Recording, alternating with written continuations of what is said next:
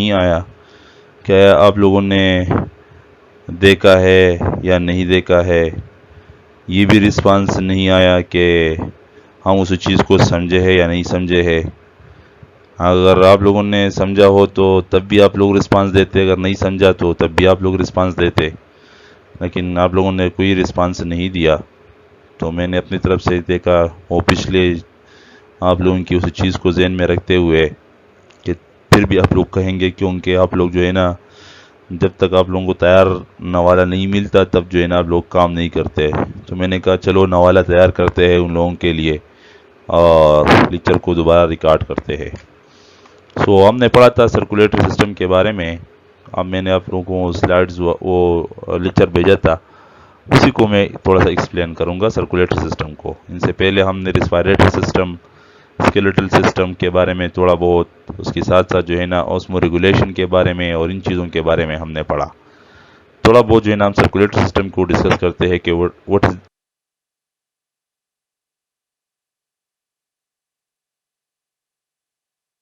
सबसे पहली बात की जाए कि व्हाट इज सर्कुलेटरी सिस्टम किस पर्पस के लिए जो है ना बॉडी के अंदर मौजूद है। What is the function of circulatory system?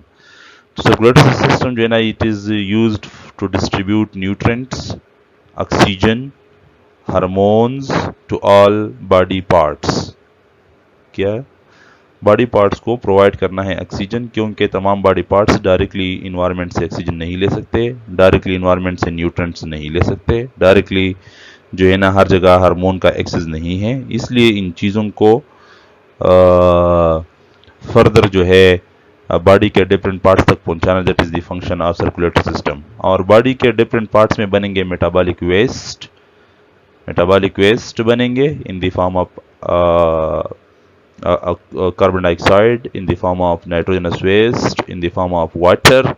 तो उसको एक्सक्रीटरी ऑर्गन तक पहुंचाना, that is the main function of circulatory system. उसके साथ साथ ऑस्मो रेगुलेशन में उसका किरदार है, उसके साथ साथ थर्मो रेगुलेशन में उसका किरदार है एक्सक्रीटरी सर्कुलेटरी सिस्टम का। ठीक है, तो बहुत वाइटल रोल है बॉडी में।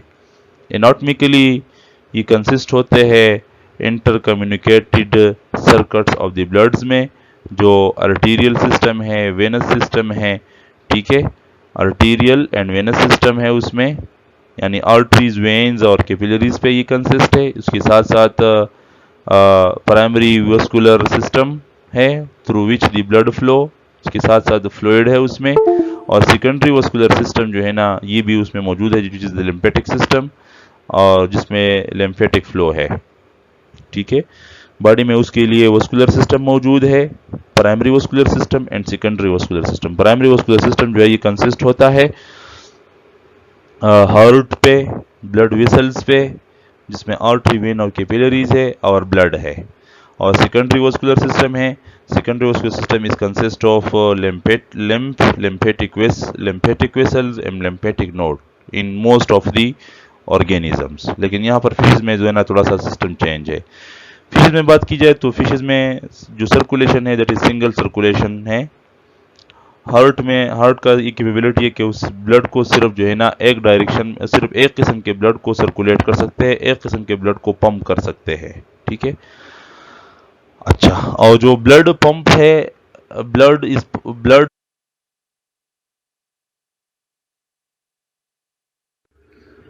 सबसे पहले हम बात करते हैं हार्ट के बारे में। मैंने पहले बता दिया primary circulatory system. Primary circulatory system is consist of heart, blood vessels and blood. तो उसको डिस्कस किया जाएगा। तो उसमें सबसे पहले हम हार्ट को डिस्कस करते हैं। Heart is a pumping organ, एक पंपिंग ऑर्गन है विच पंप द हार्ट, वो पंप द ब्लड, ब्लड को पंप करते हैं। ठीक है, एंड ऑलमोस्ट ऑल वर्टिब्रेट, जितने भी वर्टिब्रेट सब में जो है ना हार्ट मौजूद है। ठीक है, और बेसिकली जो है ना ये मेरे ख्याल में मेसोडर्मल डिराइवेशन है। सर्कुलेटरी सिस्टम जो है ये मेसोडर्मल डिराइवेटिव है। ठीक है, तो ये भी मेसोडर्मल डिराइवेशन है। ठीक है, अर्ली एम्ब्रियन स्टेज में बात की जाए तो heart is content the pericardial cavity consist of 4 linked compartment. Fishes का जो हार्ट है, तो फिशेस का हार्ट जो है ये उसमें पेरिकार्डियल चेंबर में मौजूद है। ठीक है, पेरिकार्डियल चेंबर में मौजूद है, और पेरिकार्डियल चेंबर के अंदर जो हार्ट होगा तो उसमें फर्दर हार्ट जो है उसके 4 चेंबर होंगे। 2 मेन चेंबर्स है और 2 ऑक्सिलरी चेंबर है। 2 मेन चेंबर है और 2 ऑक्सिलरी चेंबर है। तो 4 चेंबर कौन कौन से है, 4 कंपार्टमेंट कौन कौन से है? जो हम कहते हैं कि the heart of the fishes have 2 chambered. तो 2 चेंबर्ड की जो हम बात करते हैं that are the main chamber. तो मेन चेंबर की बेस पे उसकी हार्ट जो है 2 चेंबर्ड हार्ट है। ठीक है, ये चीज आप लोग ध्यान में रखिएगा, कभी कभार जो है ना आप लोगों को आ जाए तो आप लोग जो है ना कंफ्यूज ना हो। दी हार्ट जो है ये 2 मेन चेंबर जो है ना, में 2 मेन चेंबर्स है, एक है 1 आर्टिकल और 1 वेंट्रिकल है, और इसमें 2 एक्सिलरी चेंबर्स है। They are not the actual chambers, उसको डिस्कस किया जाएगा। ठीक है, पोस्टीरियर और एंटीरियर एंड है। सो पोस्टीरियर पोस्टीरियर एंड से लेके एंटीरियर एंड तक कौन कौन से चेंबर्स है? The first one posterior, that is the sinus venosus. फिर इसके बाद atrium sinus venosus, it is an accessory chamber. The second sinus venosus के बाद आर्ट्रियम है, आर्ट्रियम के बाद वेंट्रिकल है, और वेंट्रिकल के बाद बल्बस आर्ट्रियोसिस है। बात समझ में गई? सो 2 मेन चेंबर्स है। 2 मेन चेंबर कौन कौन से है? One is the atrium and the second one is the ventricle. Atrium को हरिकल भी कहा जाता है। These are the main chamber. So on the basis of these 2 chamber हम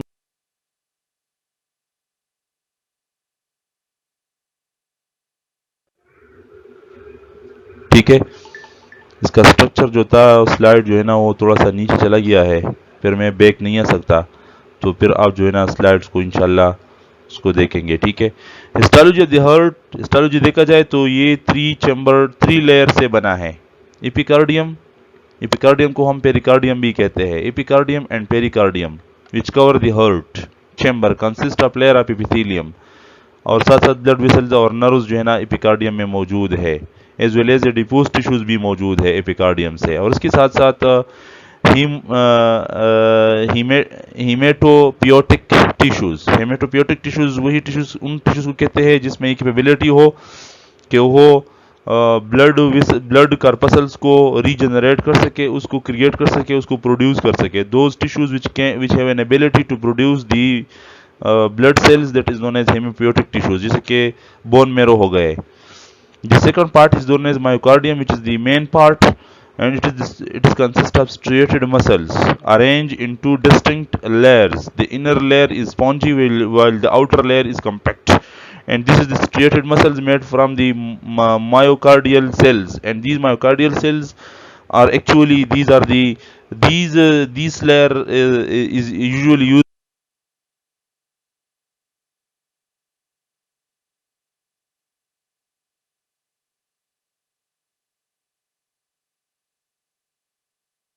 मायोकार्डियम का फंक्शन क्या है? हाइपरप्लेजिक एंड हाइपरट्रोफिक रीजनरेटिव कैपेसिटी है उसमें। बात समझ में गई?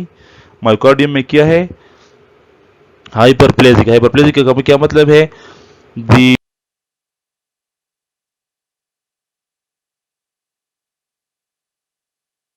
सेल्स। ये हार्ट का स्ट्रक्चर हो गया। हमने 3 पार्ट्स के बारे में बात की थी। पोस्टीरियरली ये ब्लड जो है ना आ रही है पोस्टीरियर रीजन से, पहले आएगी वेन्स के जरिए, और पहले आएगी साइनस वेनोसिस में। साइनस वेनोसिस और आर्ट्रियम के दरमियान एक वॉल मौजूद है which is known as sino atrial wall, which will prevent the backward movement of the blood। ठीक है, फिर आर्ट्रियम से ब्लड आएगी कहाँ पे? वेंट्रिकल में। आर्ट्रियम और वेंट्रिकल के दरमियान भी एक मौजूद है, वॉल मौजूद है which is known as the antero ventral wall. Anterior ventricular wall. ठीक है, the anterior ventricular wall is present between the auricle and ventricle, which will prevent the backward flow of the blood।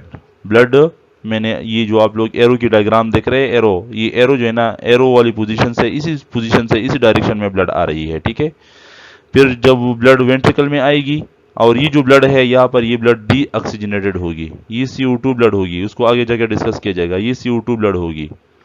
और ये blood आएगी body part से, ये blood आएगी body part से। This is the CO2 blood, ये deoxygenated blood है, ठीक है। ये CO2 ब्लड आएगी और ये CO2 ब्लड जो है फिर जब वेंट्रिकल में आएगी तो वेंट्रिकल से फिर जाएगी कोनस आर्टरियोसिस में।